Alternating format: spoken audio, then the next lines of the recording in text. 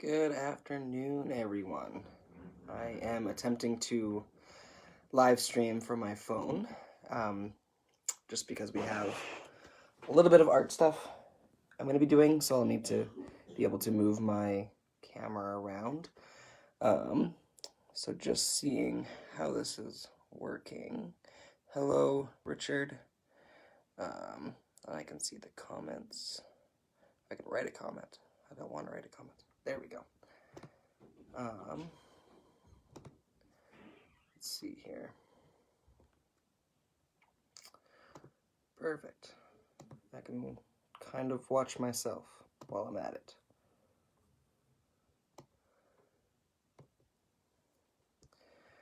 All right. Richard, how are you doing? I know we just recently saw each other for B group, but still wondering how you're doing.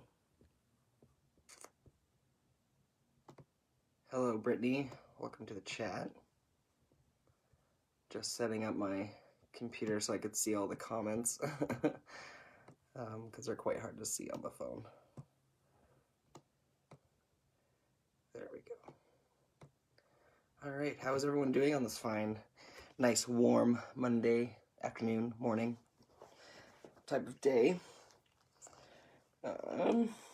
Yeah, so today we're going to be talking about the genderbread person. I'm sure a lot of you are probably familiar with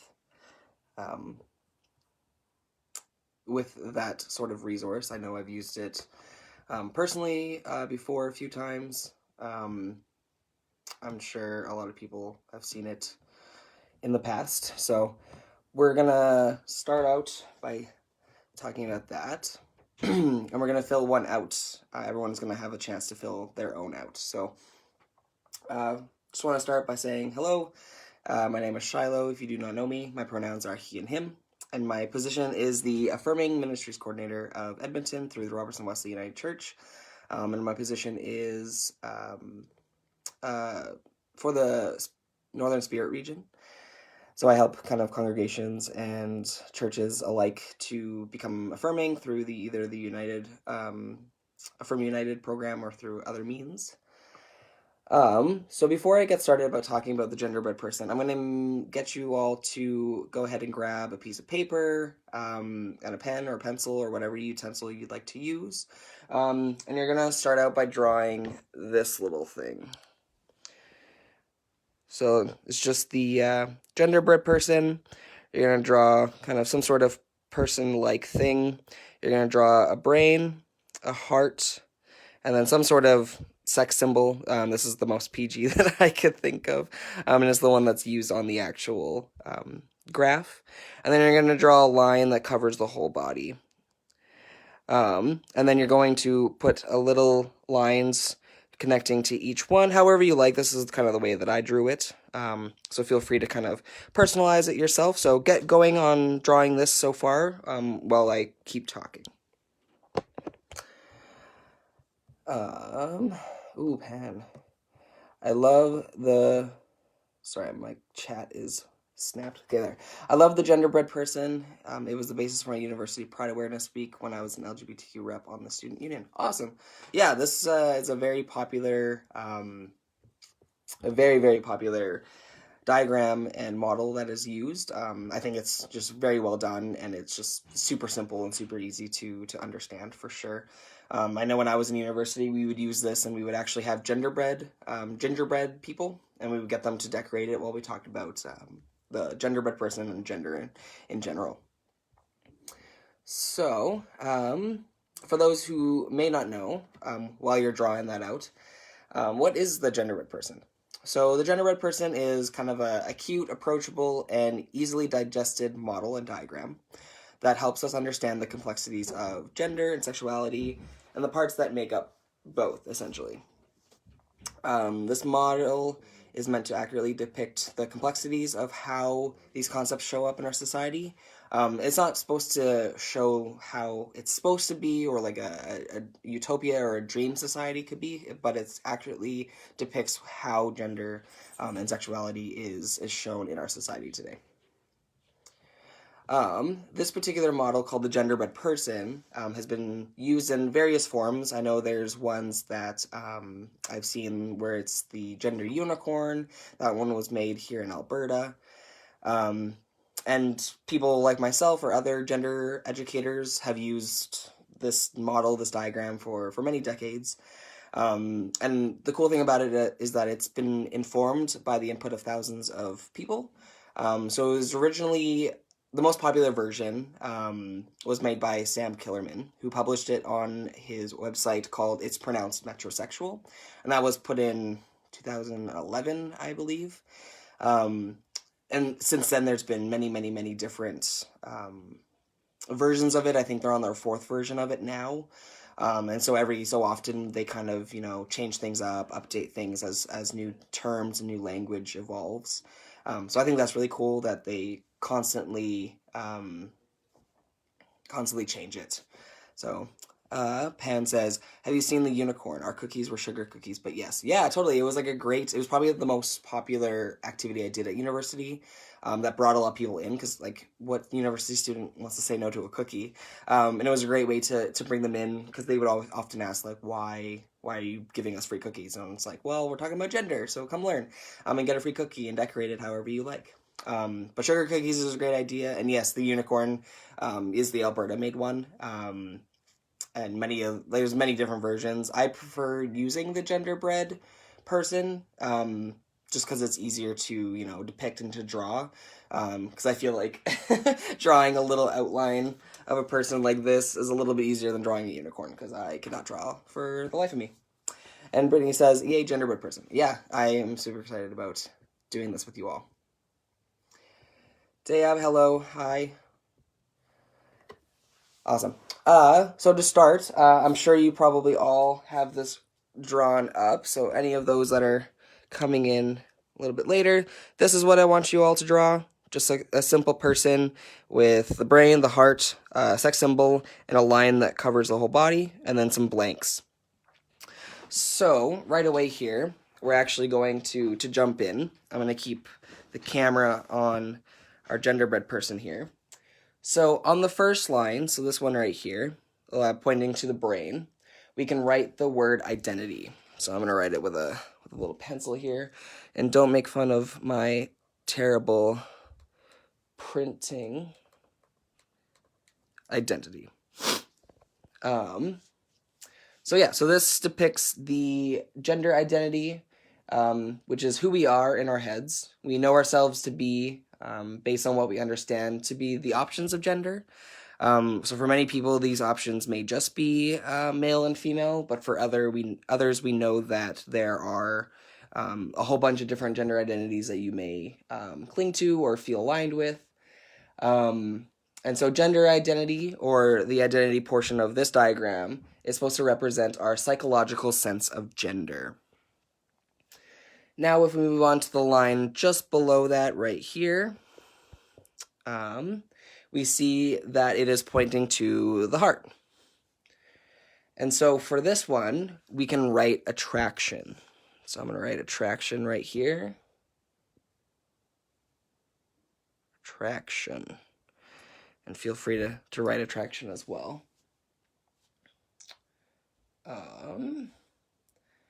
Let's see here. So attraction is based on the different ways we feel pulled to other people. So this is often categorized based on our gender and the gender of those we feel drawn to. And so often the most used term for attraction for us is the term sexual orientation. So our attraction and the terms that we use to describe our attraction often relates to who we identify as and who we are attracted to and how they identify. And so that's why we call it attraction, and that is often termed sexual orientation. Now on the last bottom left blank here we have at the bottom, we see that here we can refer to the anatomical sex, which refers to the physical makeup of our bodies, and specifically all the body parts we've named as sex characteristics, which are both the primary traits that we are born with, so such as a penis or a vagina, and those that are secondary, which could be breasts, voice, facial hair, anything like that.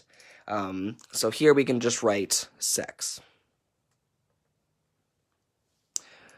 So this already is differentiating identity, so gender, and then sex, which is our physical body, which is a really big distinction because a lot of people like to use sex and gender interchangeably, but we know that that is incorrect and is causing a lot of issues with people's identity somehow being different than their biological sex, which are those who identify as transgender. So having those separated makes things a lot easier. And on the right side here, we have this other little blank here. And this line is pointing to the entirety of the diagram, as you see that I've drawn here. So on this line, we can write the word expression.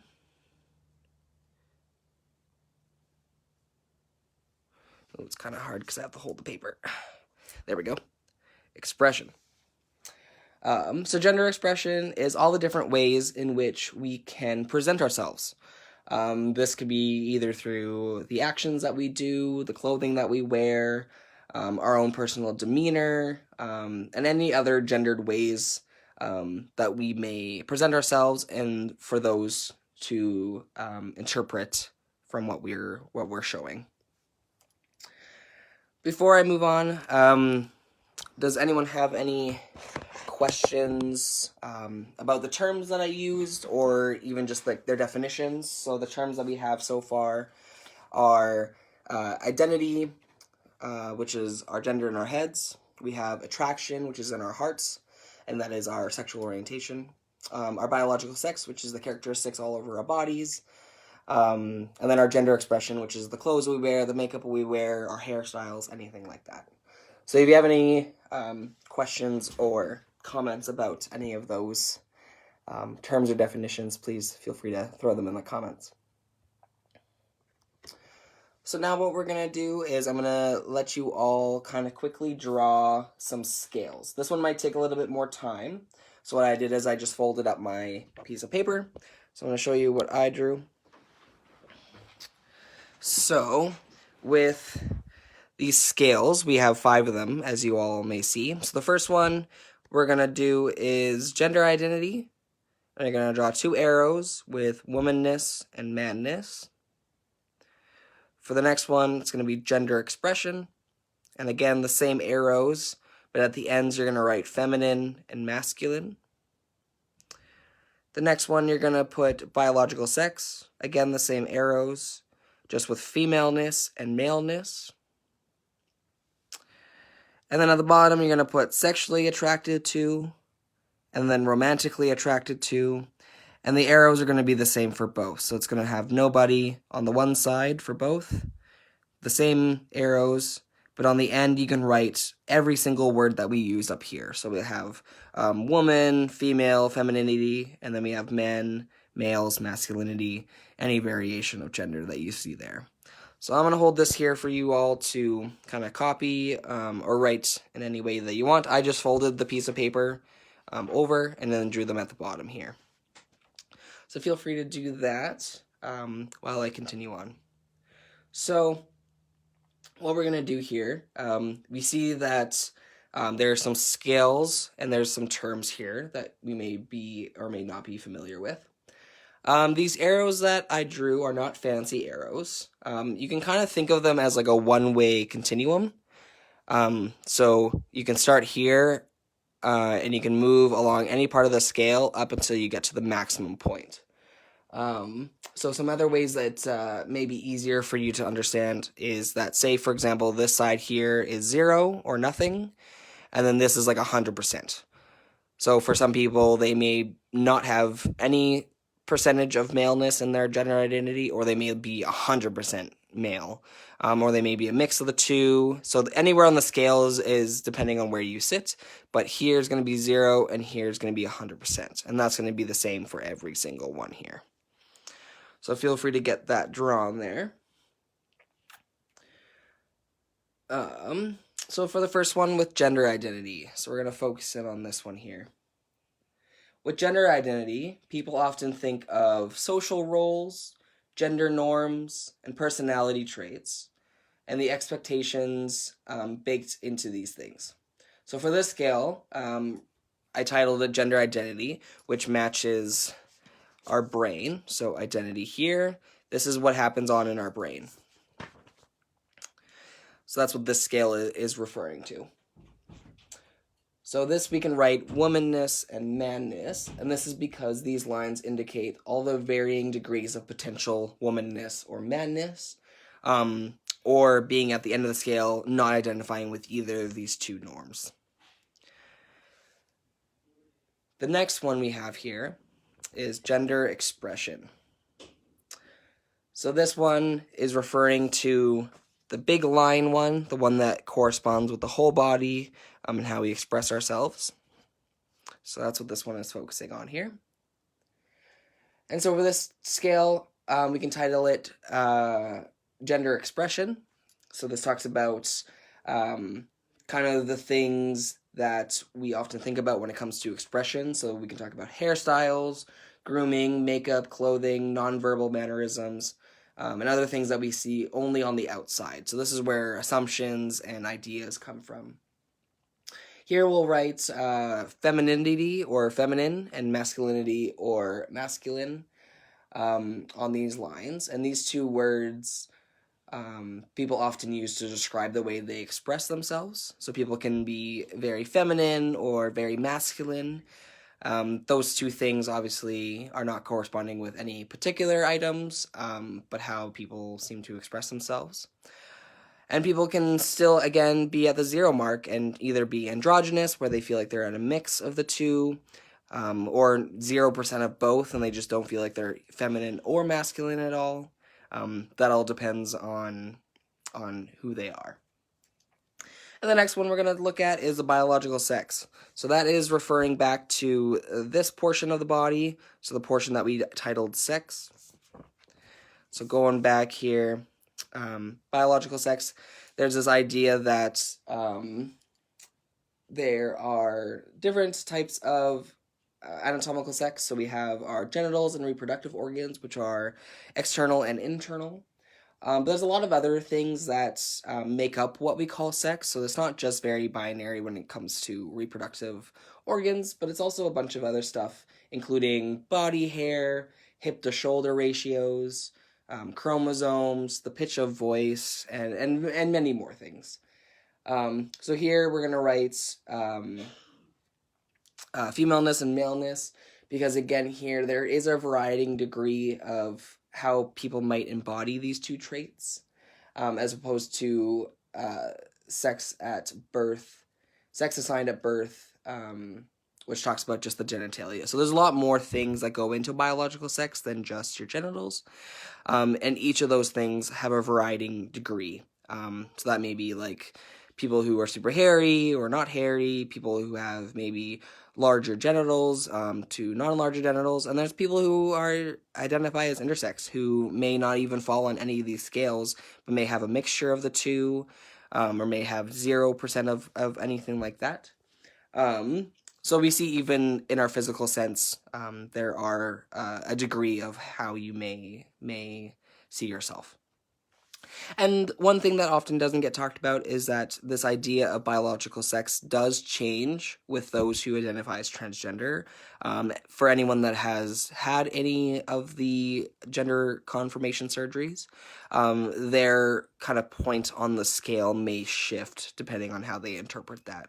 So for myself, I've had top surgery, so my femaleness may dwindle, and then my maleness may rise based on of how my chest looks. I would consider that more of a male biological sex than a female biological sex. So all of that kind of depends on the person. So for anyone, if you have any questions about these three scales, or any of the terms that we use to label them, or the terms that we've labeled the arrows, please let me know. For those who are tuning in, we are talking about the genderbread person. So feel free to draw your own and label the 4 points of identity with the brain, attraction with the heart, sex with our organs, and expression with the entire body. Now we're going to jump into the last 2 sections here. Many people may think that these last two sections would be considered the same thing, but we see that with more studies and a better way of kind of breaking down the complexity of gender and sexual orientation, that we see there is a distinct difference between the two. So people experience attraction, or don't, in a lot of different ways. 2 common ways that people describe attraction, maybe a sexual attraction. So this may be someone that you want to have sex with or be intimate with in some regard. And then there's a romantic attraction, which is someone who you may be in love with, or may want to date, or may want to be close with or intimate with, such as like flirting, dating, or marriage. And then the sexual attraction is more like touching, kissing, intercourse, things like that. So many people experience both, and that's why when we talk about sexual orientation, a lot of people combine the two, saying, like, if I'm a lesbian, for example, I am sexually and romantically attracted to women. That could be a total example. Some people may say I'm romantically attracted to only men, but I am sexually attracted to both. That also is an option as well. And some people experience neither, and these are people that identify as asexual, or aromantic, and these people do not experience any sexual or romantic attraction, or very little of those two. And then within these experiences of attraction, so our sexual or romantic attraction, we see that we often focus on the gender of others that we are attracted to. So this is why we put the gendered terms here, just because some people may be attracted to these type of people. So here, this is why we wrote all of them, because we have woman, man, female, males, femininity, masculinity. This is because people may be attracted to women, but they may also be attracted to masculinity, and so someone may be solely attracted to people who identify as a woman, but may have some sexual attraction to women who are very masculine. And so these scales would shift due to that. Let's see here. Yeah, and if you have any questions about these last 2 scales, or the terms that we've used to describe them and categorize them, please let me know in the comments here. So lastly, filling it out. So what I would like to do now is take a moment to consider where we land on these scales. So how much womanness do you identify with? How much manness? Maybe neither. How much femininity or masculinity do you express? A lot of both, maybe neither. A lot of one, maybe not of the other. And how much femaleness or maleness do you see yourself embodying? You can draw a dot on each of the continuums, or several dots to indicate a range, or leave it blank. Be as creative as you like. So I'm going to go with it through with you, and I will explain kind of where I sit on all of these. So we're going to start off with gender identity. So this is where our gender identity matches what's in our brain. So for me, my gender identity is identify as a man. I also identify as a trans man. And so because of my identity is very masculine for me, I'm going to put my little circle kind of very high up in the manness. That's where I feel like I am. Femaleness, I don't often associate with being female, but I know that I do prefer some kind of queer understanding. So I'm still going to put nothing here just because I do not identify as a woman. But that's why I've kind of lowered my masculine side here, because I don't feel like I am fully 100% male, just because I am totally comfortable with my gender identity now, and I'm okay with kind of blurring the lines a little bit. So that's where I would sit when it comes to my gender identity. I would be very, very high up in the male identity there. So that would be my position for that. Next, we can look at gender expression. So this is feminine, masculine, and this kind of shows where you're at when it comes to dressing. I would say I prefer very masculine haircuts. I don't wear any makeup. I wear pretty stereotypical male clothing. I don't like anything that's very pink or girly, if you want to even call it that. I've always been that way ever since I was a kid. So I would say that my gender expression is quite masculine.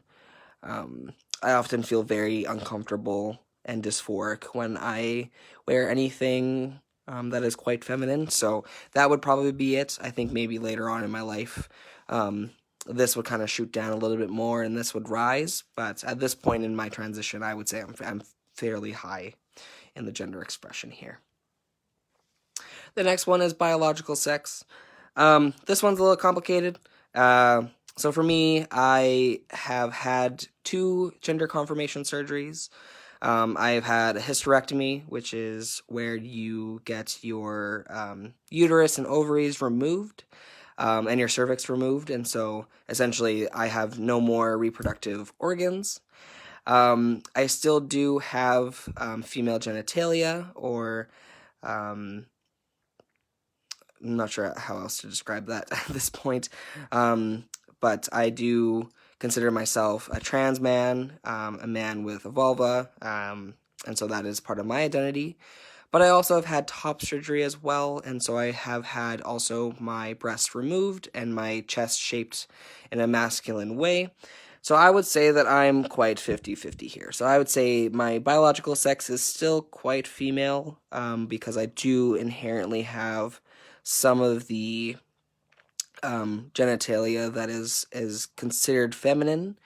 But due to my surgeries and testosterone and just the way that my body is presented now, I would say that I have increased my biological sex to be more masculine.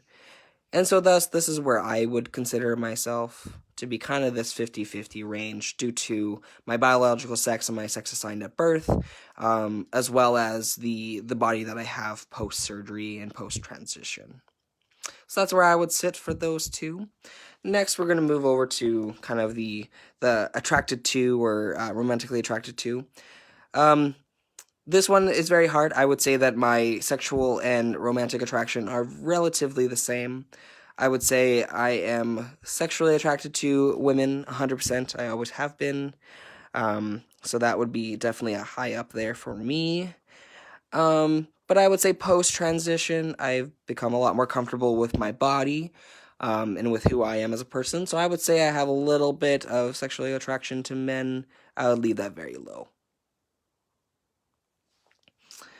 And then romantic attraction, I would say definitely women still. My partner identifies as a woman. I've only ever dated women in my adult life, post coming out as lesbian and coming out as trans. And romantically attracted to, I wouldn't consider myself romantically attracted to men at all. So yeah, so that's where I sit. And so feel free to kind of fill this out yourself, kind of see where you are on the scale, because each person is very different. Each person experiences gender identity, expression, their biological sex, and who they're attracted to very differently. I mean, I think that's the cool thing about humans. I think we are all very different, and I think that's the point, is that we're meant to be very different. Let's see here if I forgot anything. So the reason why I think learning about the gender-bed person is very important, not only as an ally, but also just as a human, right? So as an ally, it's really good to know, all of these identities and all of these differentiations of, identity, expression, attraction. Just because it makes you a better ally so that you're able to, understand and learn a little bit easier. But also, which is great if you're human, because even if you are an ally and if you identify as a cisgender straight person, you're not LGBTQ at all, the best thing about this gender-bed person is that you're also on it. Everyone has, a gender identity, if that is male or female, neither, both. Everyone has a sexual attraction and a romantic attraction, or they don't, and that still has a term, which is asexuality. And everyone has a biological sex, and what that looks like is obviously different for every single person. And everyone has a gender expression. And so I think the cool thing about the gender-bred person in general is that not only is it a great tool for allies to learn different identities and different genders, but it also kind of works for you too, and you learn a little bit more about yourself, not only as a straight person, but as a cis person. And you can kind of put yourself on the scales as well and see where you fall. Because it might surprise you where you fall. A lot of people may feel like they're right at the end of being super masculine, but when they actually sit down and think about it, they may like drift their little points a little bit further away. So you may surprise yourself with what you put down on these scales. And the cool thing about this, I wish if we could do this in person, because the last time I did this in person, I was able to make this on a big whiteboard, and people got a different color pen and they would mark where they were. And then so it got to the point where the whole scale was pretty much filled up with different people's points. And you could see that, like, out of 20 people, no one had the same spot on the scale, because we all experience gender and sexuality and attraction very, very differently. So that's why I think it's very important to learn about it and to experience it. Just because it has a role in our lives, regardless if you're LGBTQ or not. So to end off on this cool little activity today, gender-bred person is not meant to be kind of a utopic vision of what society and gender and sexuality is supposed to be, but it is more of an accurate depiction of what people and humans alike experience gender today. And my hope is that understanding this may lead to a healthier world. We hope that this was helpful in any sense, for you to either better understand yourself and better understand others who may identify differently than you. So I encourage you to continue. If you haven't done it fully, completely, feel free to rewatch this and draw your own gender-bred person. Feel free to color it in. And fill in kind of where you sit on these scales. And if you're comfortable enough, I would love to see your creations. If you want to, you can send me a quick photo of kind of the gender-bred person you created. And if you're more comfortable and willing to share, you can share with me kind of your scale. We can talk about that a little bit more. And we can even see if you're comfortable. I could even make a Facebook post about all of our drawings of this. So feel free to send me that if you are totally comfortable. There's no need to if you're not. And if you want it to be more of a private activity, that is also totally okay. And so please send me your gender-bred people if you are comfortable. And I'm going to end off for today. Pan, I was listening from the office. Glad you're doing these Monday chats. No worries. Thank you for tuning in, Pan. I always appreciate you watching and you joining in. And everyone that does every Monday. I'm definitely here for you, and I try to make things a little bit more fun and active. Next week, I'm hoping to do the history of Affirming United and potentially the history of Robertson Wesley in their role. I'm hoping to do that next week. We'll see. I'll let you know. It might take me a little bit longer to find more information, just because I'm not at the church, so I don't have a lot of the archives and things like that I would like to look at. So stay tuned for that. And I'll catch you all next Monday at noon when I return. And if you're staying on, if you're still at home, feel free to join Laura tonight at 7 for the Spirited Arts live stream. So if you're into art and you'd like to join for her for that starts at 7 o'clock. And I'm going to end my time today. Excited for the topic for next week or whenever. Yeah, I'm going to try to do it for next week. If it's not next week, it'll definitely be the week after. So stay tuned for the next two, Pan, because I know that was your idea. I'd love to get it done, but it just depends on how fast I can get some of the information. So I'll catch you all next Monday at noon. Just a reminder that the Affirming Leaders Day is this Saturday, so if you don't have your tickets, please go and grab those.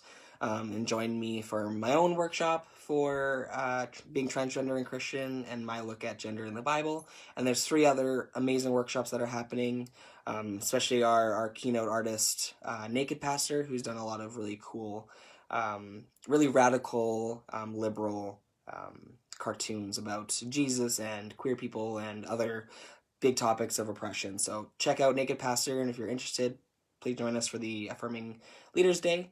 And if not, definitely tune in for any other awesome events that I'll be planning throughout the summer in isolation. So stay tuned for that. I will see you all next week, and take care. Have a good week, everyone.